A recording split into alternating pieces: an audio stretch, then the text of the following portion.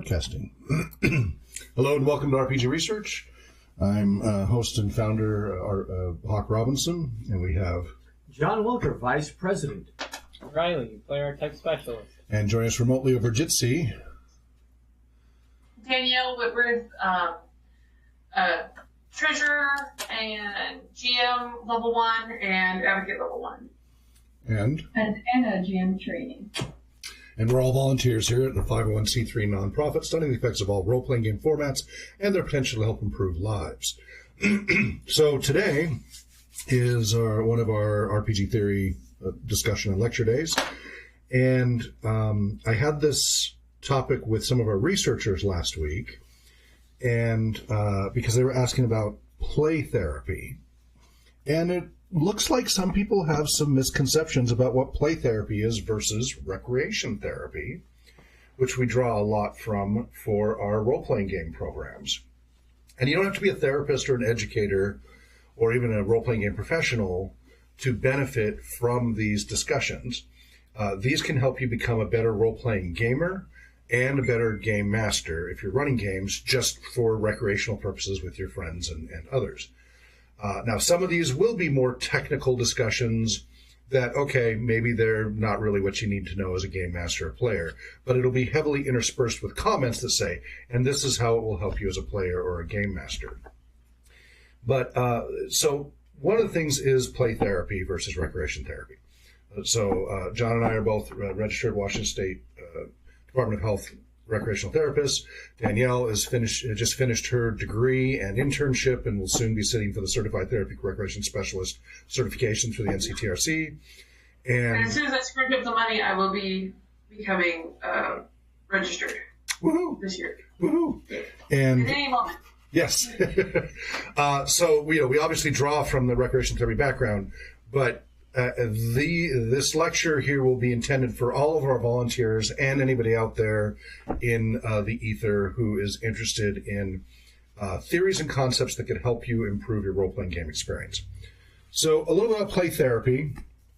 So here's a really good book about it.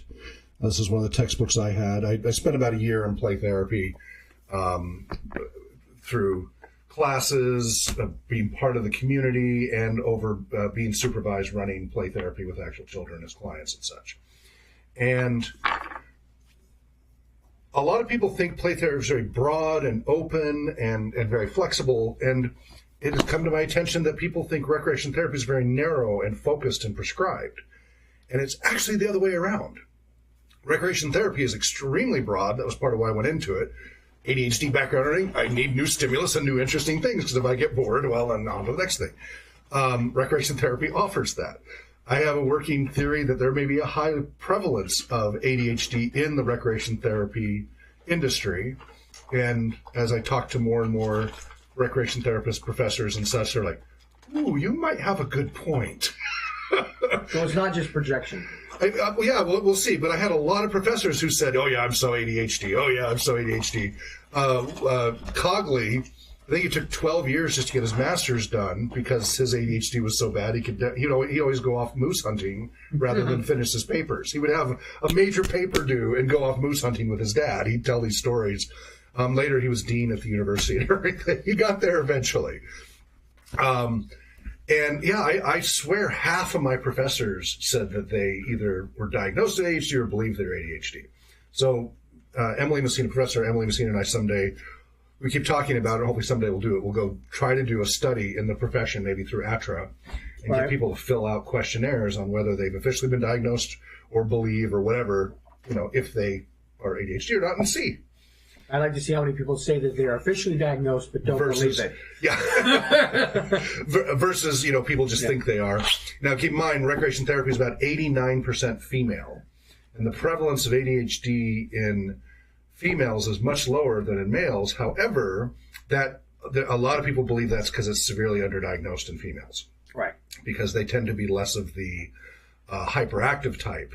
And so they tend to be more daydreamy and such, and so because they're not acting up the same way the boys do, they don't get the attention, they don't get the diagnosis.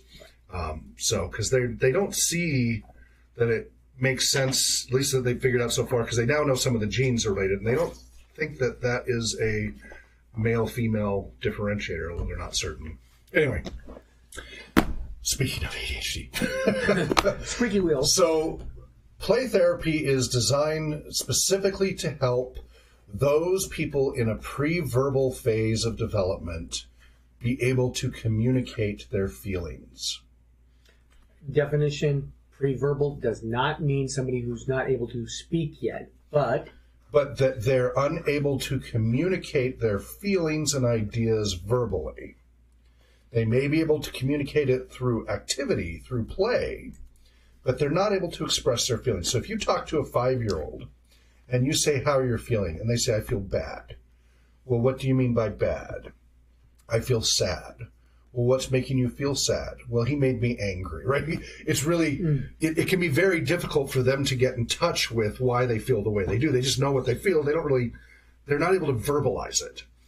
And by about 9 to 11 years old, that's not so much of a problem. You get 9 to 11 years old. And so play therapy is designed basically for about 9 to 11 years old is the oldest patient that's supposed to do play therapy. And that's just about play. That's just about the benefits of play. Stewart M. Brown, I cite that all the time about if you don't do play, certain animals and human beings become psychotic without play. Play is an integral part of our development. So it doesn't just make Jack a dull boy, it makes him dangerous. It can make him psychotic, which though it was possession in The Shining, if it was to take it to a real extreme, could potentially do that. So anyway, so a lot of people think play therapy is like for all ages. No, that's recreation therapy. Play therapy is 9 to 11 years old is pretty much the cutoff for play therapy. It is very much a psychology background, not a recreation background. And it kind of borrows more heavily from the psychodynamic area, although not directly. It has gone more and more humanistic over the years as it's evolved. And again, this book's very approachable if you ever want to get it. It's Play Therapy, The Art of Relationship by Gary L. Landreth, though it is overpriced because it's through Routledge Publishers. Ouch. They are always so overpriced. Bless you. Play therapy matches the dynamic inner structure of the child with an equally dynamic approach, meaning that it's physical. Right. It's active. It's not so much internal and inactive. Children need to move and be active and do things. We see that when we run No Thank You Evil and we have to add in the bee dance because they get all wiggle bottom and everything. They need to move. So we add a little movement because they don't like to sit still too long. And children's experiences are very much through a dynamic physical interaction with the world. Little children seldom, if ever, evaluate the lives of other little children, right? They're pretty much me, me, me, me. We're all born selfish. Doesn't mean we're born good or evil, although selfish is considered one of the facets of evil, but we're all born selfish. We're all born very primitive. Give me, I need to eat, I need to poop, I need to sleep, things like that. And if I don't get those things, I cry, right? That's when we all start as babies. And we start incredibly selfish, not selfless. And we have no theory of mind of others. We just have, slightly above stimulus response, but mostly stimulus response. And though children are able to interact with each other, and they do start to develop theory of mind a lot earlier than we thought they did, they don't sit and think about it. You can try to get them to do it. Some kids do it more than others, but that's not what they generally do. Do we need to define theory of mind for anybody? Anybody? I haven't heard the phrase before. So You've not heard the phrase before? would be nice. Okay. So ways to test this would include, well, let's see, because we get into object permanence, we could get into basically part of it. I mean, there's several aspects of it, but one part of it is that everything that I see is not necessarily what you see, and everything I feel is not what you feel. And that I have an understanding that your feelings, thoughts, and experiences are separate from my feelings, thoughts, and experiences. That you have an existence separate from my own that is your own existence and thought. Do you have a literal definition you want to read? I can't because Dell is updating your firmware. No! Oh, geez. Yeah. Firmware. Yeah. Wow. Okay. I don't have the literal definition off the top of my head, but that's the general concept of it. There's a great little kind of, I don't know if you want to call it, I guess it's kind of a poem, but it's more of a list of principles, but done kind of from the child's perspective. So this is from the book. It's Principles for Relationships with Children, and I really do like how this is laid out. So I'm going to read it. It is written in kind of a poetic prose. I am not all-knowing, therefore I will not even attempt to be. And this is basically, as a play therapist, these are the things you need to keep in mind. I need to be loved, therefore I will be open to loving children. I want to be more accepting of the child in me, therefore I will with wonder and awe allow children to illuminate my world. I know so little about the complex intricacies of childhood, therefore I will allow children to teach me. I learn best from and am impacted most by my personal struggles. Therefore, I will join with children in their struggles. I sometimes need a refuge. Therefore, I will provide a refuge for children. I like it when I am fully accepted as the person I am. Therefore, I will strive to experience and appreciate the person of the child. I make mistakes. They are a declaration of the way I am, human and fallible. Therefore, I will be tolerant of the humanness of children. I react with emotional internalization and expression to my world of reality. Therefore, I will relinquish the grasp I have on reality and try to enter the world as experienced by the child. It feels good to be an authority, to provide answers. Therefore, I will need to work hard to protect children from me. I am more fully me when I feel safe. Therefore, I will be consistent in my interactions with children. I am the only person who can live my life. Therefore, I will not attempt to rule a child's life. I have learned most of what I know from experiencing. Therefore, I will allow children to experience. The hope I experience and the will to live come from within me. Therefore, I will recognize and affirm the child's will and selfhood. I cannot make children's hurts and fears and frustrations and disappointments go away. Therefore, I will soften the blow. I experience fear when I am vulnerable. Therefore, I will with kindness, gentleness, and tenderness touch the inner world of the vulnerable child. Should have read that one before I had my kids. Yeah, yes. Now, this is, again, for play therapists, but you could totally apply it to parenting and other things. So there's a lot going on there, and the book then builds on all of that, and play therapy builds on all of that. I have the definition. Okay, good. For theory of mind. Yeah. A theory of mind is the conceptual mental framework of one person as developed and adapted in the mind of another. Role-playing allows participants to take, games was not in there. Freudian. Yeah. Role-playing allows participants to take theories of mind one step further. Instead of merely imagining what another might think, the player is forced into the situation where he or she must make decisions as if they were that person. Sarah Lynn Bowman, The Functions of Role-Playing Games. Mm-hmm. Yep. So, is that clear? You understand that? I think so. Makes sense. Okay. Starting. All right. So the key tenet in here, there's many, but one of the key tenets is in play therapy, unlike recreation therapy, it's a very hands-off approach. Hands-off approach. So you sit up there, a play therapy room is set up a very prescribed set way. I mean, there's literally diagrams of where you should put each toys, where you should put the painting place, where you should put the dolls, where you should put the blocks.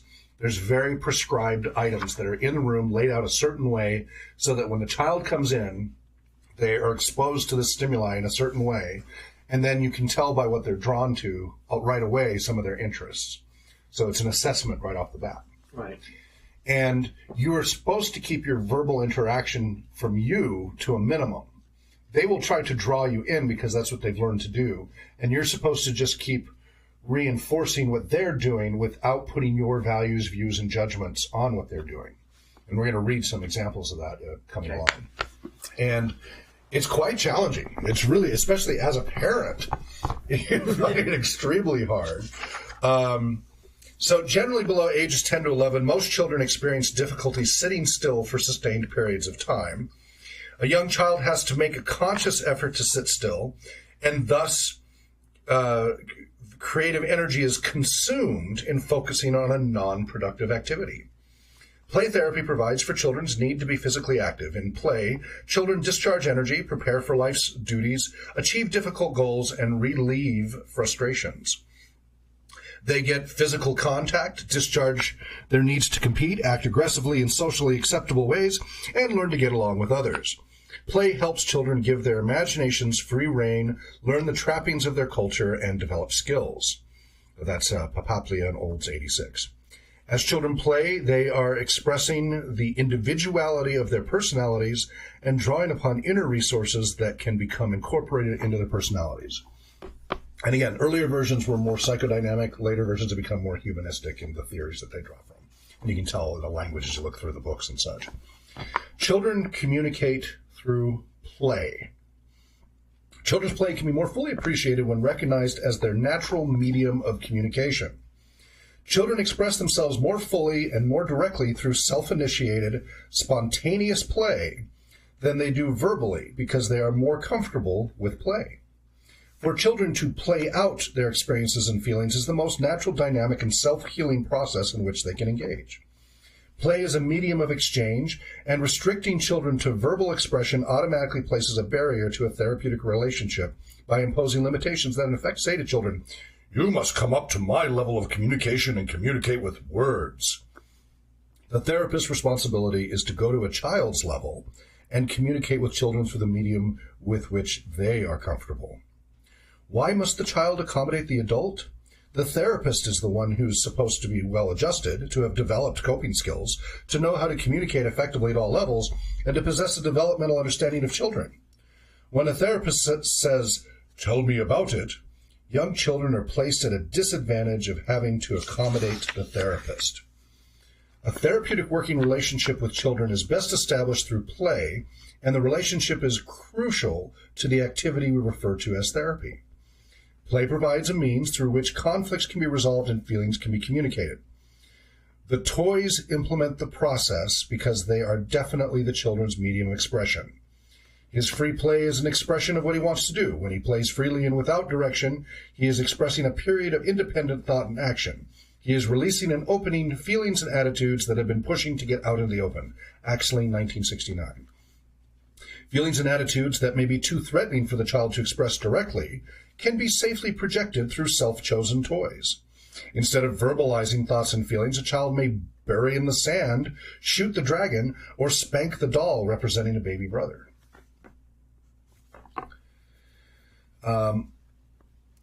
When there is no immediate danger, it's usually best to approve of a child's play without interfering just because they're so engrossed in it.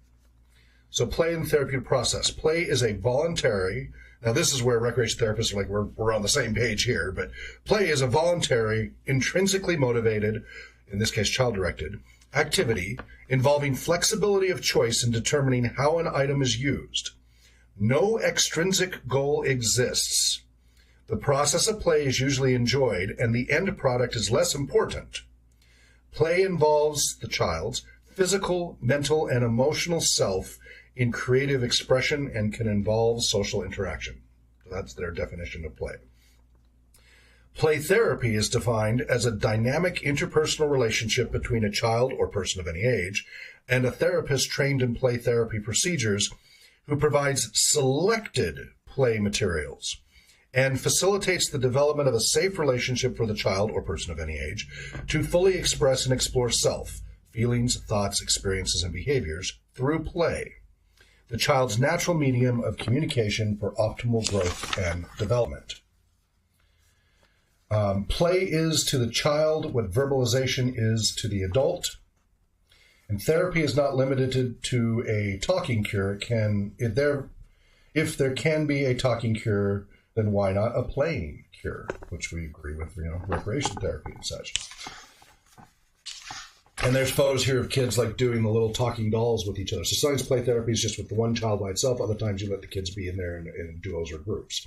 But you can see they're playing stuff out improvisationally with puppets and stuff. Because kids do that, and that's a lot of times how they imitate and act things out and express themselves.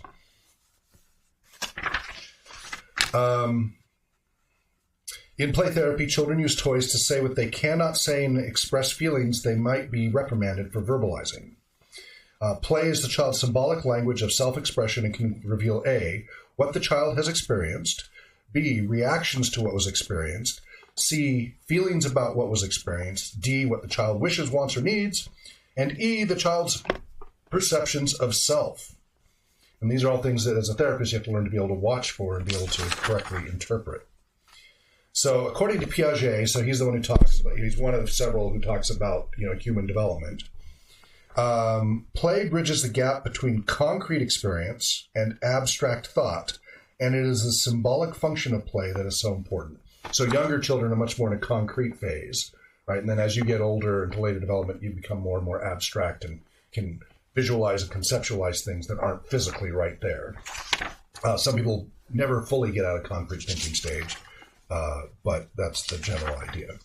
So anyway, in here I have some scripts that really help illustrate what the play therapist can and cannot do. So it says, it gives an example of what a lot of people would tend to do, and then it says this is what you actually should do as a play therapist. And this is what's very telling.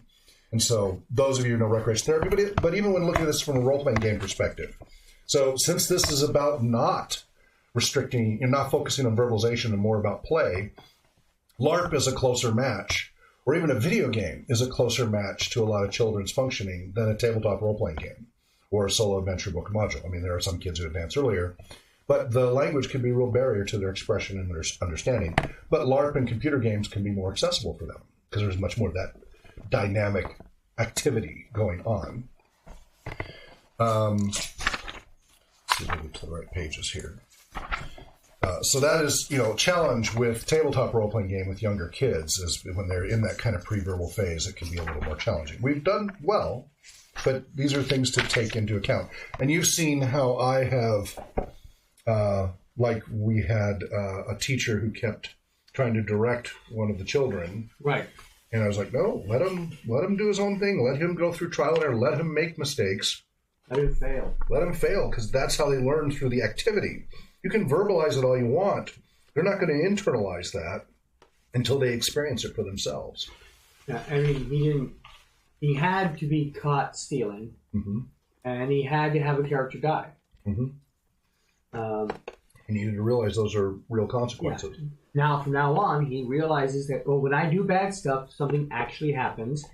When I make a decision that's not optimal, I do not get optimal results. Questions so far? Riley? Nope. Anna? No. Danielle? Did we lose Danielle? Sorry, you got me with my mouth full. I'm good. Okay. Making sense so far? Yes. Okay. So here are some typical non-facilitative responses for a play therapist. So missed feelings. These are each under categories. Missed feelings.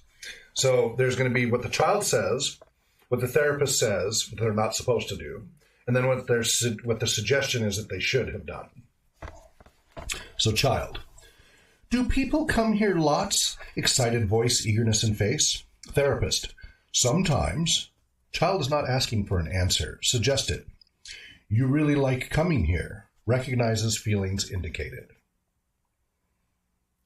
See the difference there between answering the question with sometimes versus just stating what the child is expressing. Right.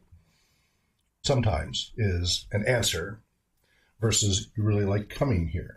Recognizes the feelings indicated that's going on without providing the answer per se. You're not supposed to actually answer the questions directly. It is different. And this is very different from recreation therapy. It's got to take a lot of discipline. A lot of practice. It takes a lot of practice. You get the hang of it pretty quickly, but it is a lot of practice. By the way, this is still useful for role-playing gaming in a way, because some of these techniques are like, yeah, that could be kind of interesting to have an NPC who's handling things that way and stuff.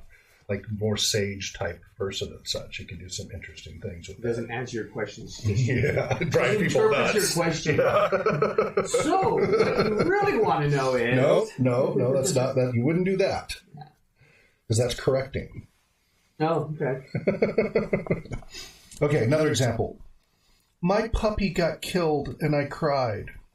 Therapist responds, I'm sorry your puppy got killed. The therapist's focus is on his own reaction, ignores the child's feelings, does not allow the child to explore their own feelings further. Suggested, you were so sad about your puppy dying, you just felt like crying. Touches feelings and shows understanding. See how different that is? Right? Wouldn't your response be, oh, I'm sorry your puppy got killed, I want to comfort you. I'll make you feel better. Yeah. Instead of letting the child process through. Right? Now, there's pros and cons to these techniques. I'm not. This is not advocacy for or against play therapy. It's explaining how play therapy is so different from recreation therapy and very different than how people think play therapy is.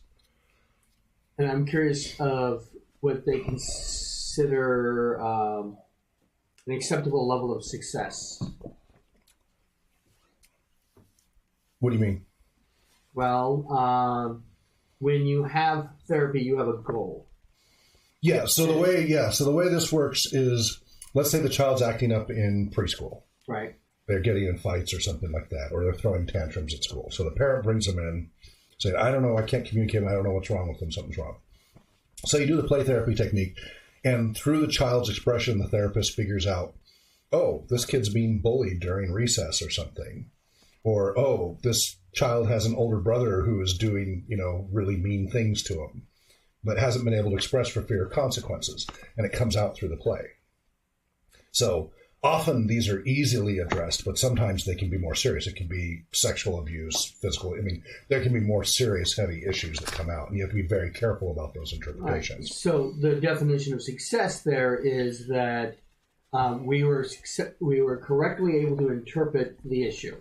We find out what the issues are, then go try to address what the cause of those issues are, and then we see the child's behavior improve. And I'm just wondering how often this is successful, this method. This has pretty good support. Yeah, the research is pretty good for it. And insurance companies pay a lot for it because it tends to be effective in a very short time. Okay. Parent comes in with an acting up child. They do play therapy. They go through the process. And, within typically 6 to 18 weeks, the child's better. This is not going to solve ADHD. No. This is not going to solve schizophrenia or any of these other things that are mental health disorders. These are going to solve dynamic issues that children have that they're having trouble working through and help them work through. So this is assuming, quote unquote, normal, healthy children that are having exceptional challenges. Now, it will work with kids who do have developmental delays and other things like that. It can. It's not going to solve certain things like ADHD and stuff because it doesn't address that. Right. It certainly can help in going, oh, this kid's might need to go for a formal diagnosis for ADHD. But for these other types of interpersonal and social and other issues, that's where it comes in very handy. Okay. So another example. A therapist has just explained that the cassette tape recording was for her and the child to hear and no one else. The child says, I know what you're going to do. You're going to give it to my mother. Therapist, the tape will not go to your mother. It's just for me to hear, and I'll let you hear it if you want to. After that, I will erase it. The therapist is a bit defensive. The child needs to know that they've been understood. So suggested, I know you're really concerned. You don't want your mother to hear the tape. It is just for you and me to hear and no one else. Recognizes their feelings and reassures with the confidentiality. See the difference? How it's a little less defensive? Another example. Child. What he is working on keeps coming apart. No, it's not working right. He sounds angry. Therapist. Does that make you feel mad? The therapist asks a question for which the answer is already known and thus sounds like she does not understand the child's feeling. Child: yeah, what do you think it does? The child does not feel understood and is justifiably angry at the therapist. Suggested: just makes you angry when you can't make that stay fixed. Recognizes feeling. See the difference there, so you don't get into the back and forth? Right. My dog died, and we buried him right in our backyard. It was amazing. He died right by his old doghouse. Oh, sorry, I'm supposed to do that with no affect. Sorry. No observable affect about dog. My dog died, and we buried him right in our backyard. It was amazing. He died right by his old doghouse. So this would be a child with flat affect who's not responding in a typical way to their child's death. Therapist: he died right by his old doghouse, and you buried him in the backyard? Simple reflection of words and voice tone at end turns the statement into a question of what the child has just already said. Suggested: that was really surprising that he died right by his doghouse. Shows understanding of feeling. So, because they're saying those things there. Right. Labeling objects ahead of the child. Child: vroom, vroom, pushing block along the floor. Therapist: you are having fun with the car. The child has not identified the block as a car. The therapist projects an assumption. Could be a motorcycle. Child: that's not a car, that's a boat. Huh? Suggested: that's sure making lots of noise. Vroom, vroom. Avoids labeling block and says, I'm with you on this, and I'm not labeling it for you. Right. So do you guys want to keep giving me examples? Do you think you got the idea? There's lots of great examples. There's also evaluation and praise, inappropriate questions, statements turned into questions, leading the child, which is you have to be very careful. That's where the 1980s whole regression thing and a whole bunch of people being accused of child abuse that weren't. People went to prison because of that, because of cops and therapists leading the children, leading questions. Right, yeah. So, in fact, let me read that because leading a child is such a dangerous one. Child: uses a plastic knife to scrape paint off a jar lid, works hard to scrape the paint off. Therapist: even though things are hard, you don't give up. The child will now have great difficulty in stopping, even if some of the paint is hard to get off, because she may feel the therapist will think she is giving up and will be disappointed in her. Suggested: you're working hard to get that off. Acknowledges the child's effort. See how that one little statement creates a whole dynamic in the child's head, right, and completely alters their behavior. Can you see the wrong one again? Even though things are hard, you don't give up. So now it sounds like this expectation has been set. No, you can't give up. Yeah. They're like, I gotta keep. What's that? I have a quick question about the statement before last, if you don't mind. Please. So with the response to noise, isn't it? When it comes to like therapeutic reasons for that response, is with a response like that, is it mostly about a tone thing? Because I feel like that could really be easily taken as a complaint type thing. Yes, you have to. Yes, there is a certain tone of voice you have to say. You would not say, that's sure making lots of noise, right? Because that does sound like a complaint. Dang, kid, you're loud. Instead, you're going, that's sure making lots of noise, right? It's just supporting statement that it's happening. It's not passing judgment or in any way. Yes, tone of voice is very critical as a play therapist. Very much. You're like every little... If you end with, like, you can say the exact same statement with or without a question, it completely changes the impact on the child. You have to really parse your words very, very carefully. And your body language. You have to keep as flat an affect as possible while still being friendly without overdoing it. It is a highly controlled, yeah, that's creepy. It is a highly controlled environment, as I said. It's very different than rec therapy. Does that help answer that question? I can give you another example if you'd like. For objects. Cool, I was just asking. Okay, did that answer your question? Yes. Okay, good. Let's see. Another example. So child says, this house is for you. What color do you want it to be? So they're hooking you to give something. You have to resist that. You have to redirect and redirect. It's very tricky. Therapist. I like houses made of red brick.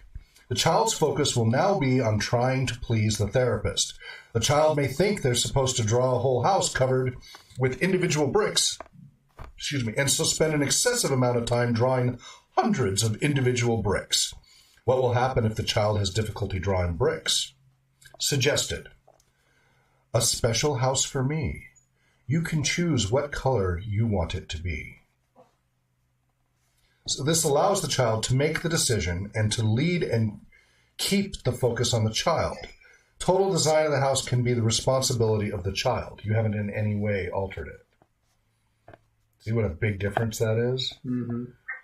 It's really tricky. What if they kept questioning? Oh, they do. Oh, they do. I mean, I went through, oh my goodness. Please. And you get enough practice that you're able to, you get these scripts, you literally memorize a lot of these scripts starting out.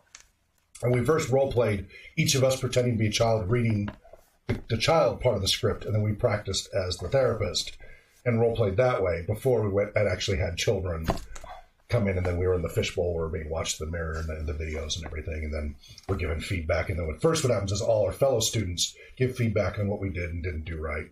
And then the teacher, and then, it's intensive, as it should be.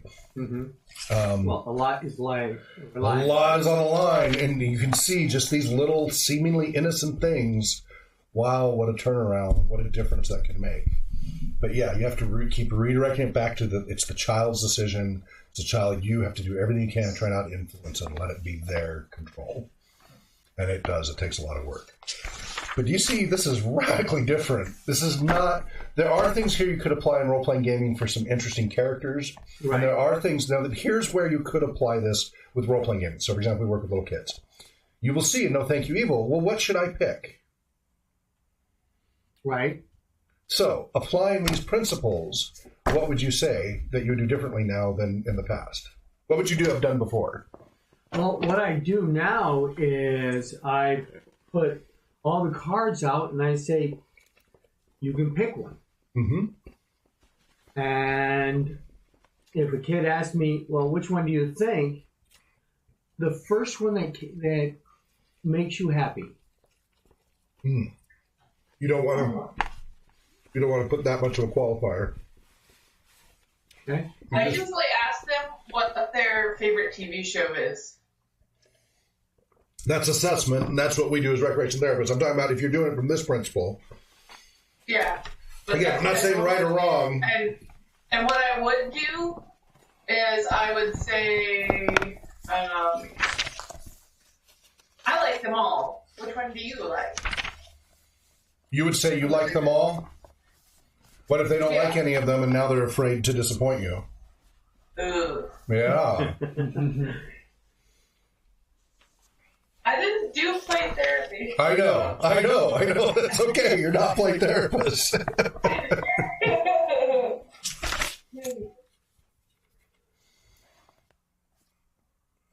Maybe say something along the lines of whichever one you choose will be okay? Yes. Whatever you choose is okay. Good. Good job, Anne. And I'm not saying good or bad.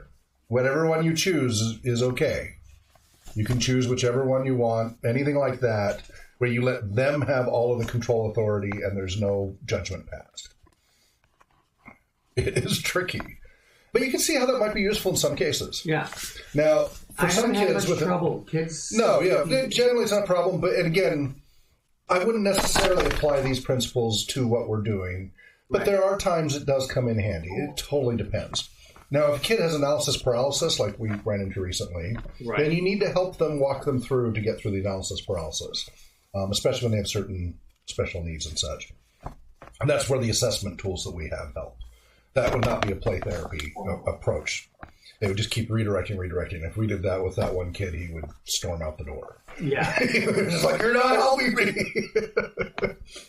It must be significant if the child comes in there and refuses to touch any of the toys. Mm-hmm. That happens. Oh, yeah. And that right there is an indicator. So here is Paul, a fearful acting out child in play therapy.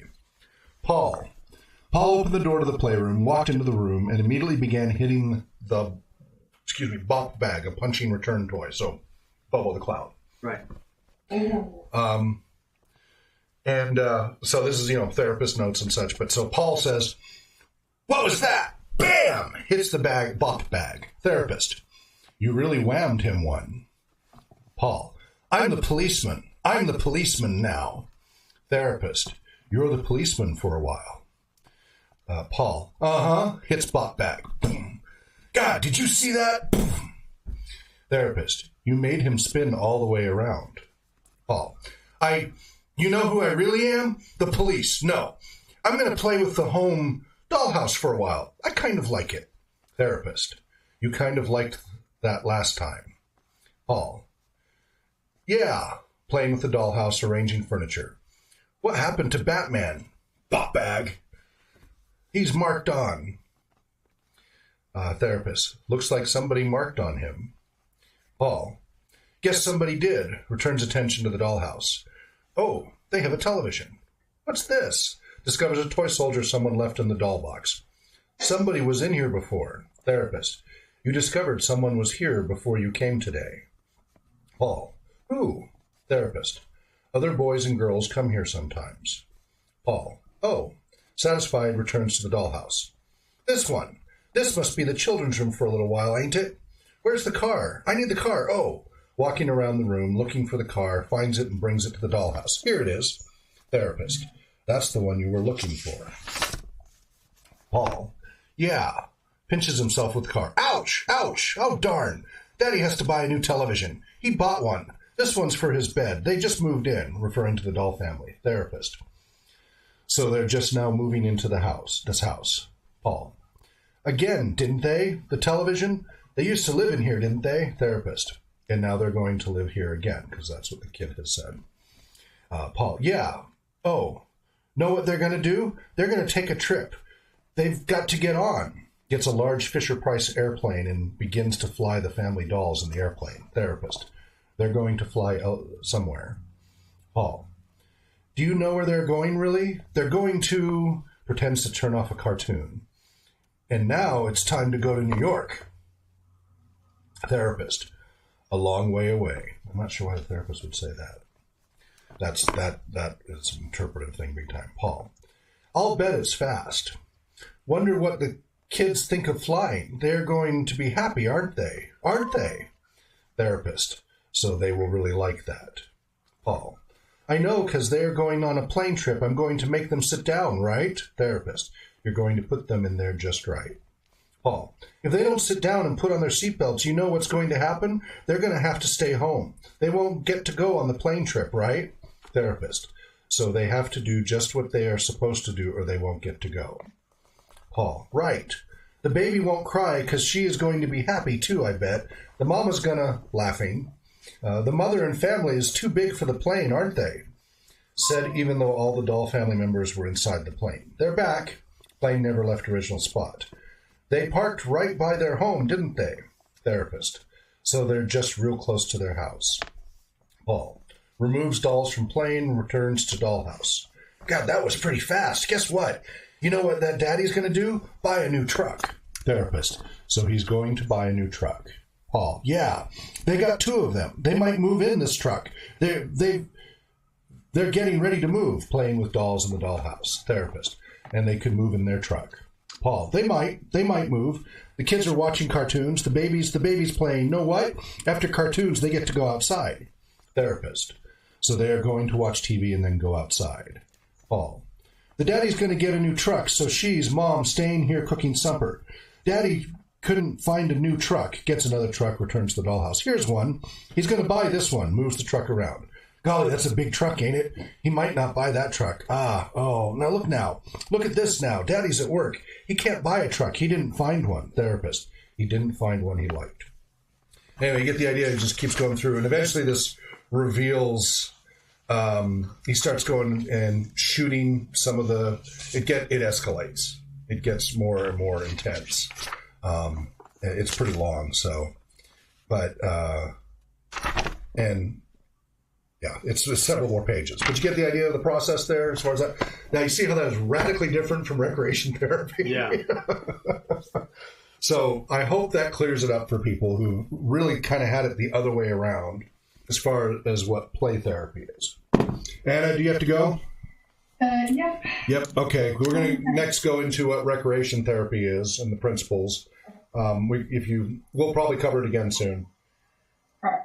And Have a great evening. Thanks for being here. What's that? and you can eventually watch it. Yeah, and eventually the video will be available. Good night. Yeah.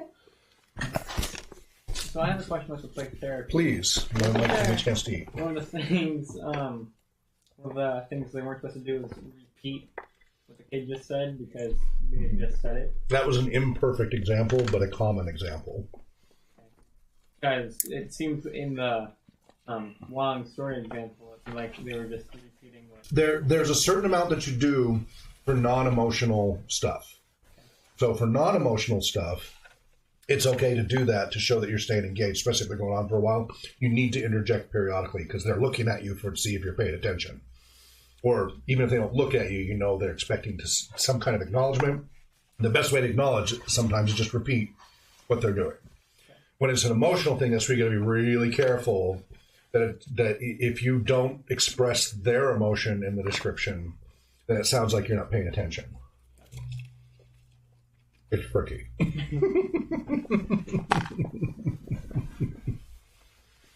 It is hard, and even professionals, they're not perfect. I feel like that takes a special person. It takes a lot of patience and love. That's my mantra raising my boys. Patience and love. Patience and love.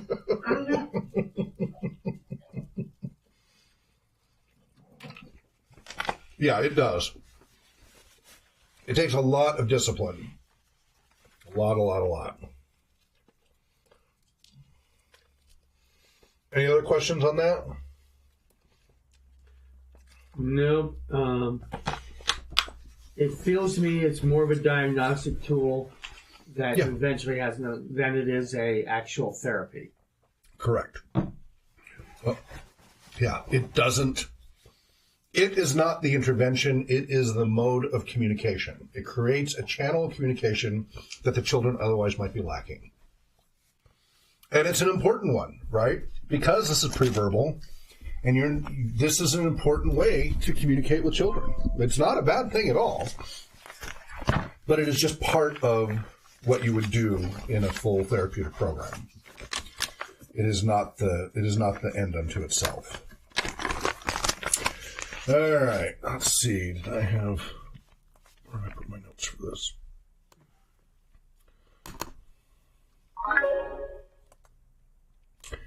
I'm going to start and stop the video. We'll keep the stream going. We're going to start talking now. Introduction to recreation therapy. And we're just going to do a high level, a bunch of principles to recreation therapy, and mention a lot of them, how they tie in with role-playing gaming, how they can help you be a better role-playing gamer. So we'll be right back.